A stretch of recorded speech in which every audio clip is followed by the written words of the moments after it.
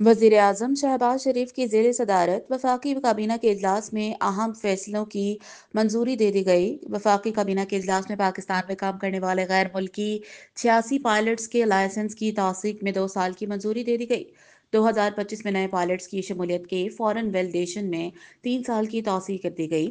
توشہ نیک 2024 پر نظر ثانی کے لیے وزیر دفاع کی سربراہی میں کمیٹی تشکیل دی گئی ہے۔ یوٹیلیٹی سٹورز کارپوریشن کی تعمیر نو کے عمل کی نگرانی کے لیے بھی کمیٹی تشکیل دے دی گئی۔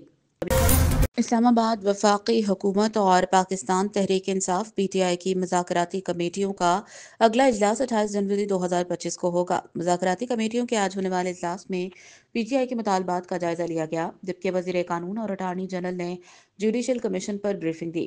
اجلاس میں جوڈیشل کمیشن کی تشکیل کی مخالفت کی گئی۔ اگر بات نہیں بنتی تو پھر سڑکوں پر دمادم مست قلندر ہوگا۔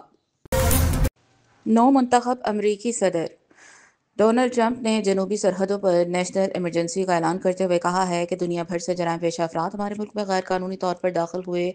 آج سے ہم لاکھوں غیر قانونی طور پر آئے لوگوں کو واپس بھیجیں گے۔ اپنے عہدے کا حلف اٹھانے کے بعد خطاب کرتے ہوئے ڈونلڈ ٹرمپ نے امریکہ سے سیاسی اسٹیبلشمنٹ کا قبضہ ختم کریں گے، ملکی سرحدوں کا تحفظ ہر قیمت پر یقینی بنائیں گے، کسی کو امریکہ سے ناجائز فائدہ اٹھانے نہیں دیں گے۔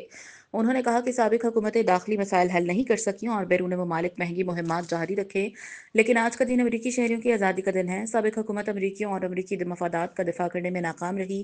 ہمارے پاس ایسا تعلیمی نظام ہے جو ہمارے نظام کو خود سے شرمندہ ہونا سکھاتا ہے۔ بہت سے معاملات ایسے ہیں جن کو درست کرنے کی ضرورت ہے۔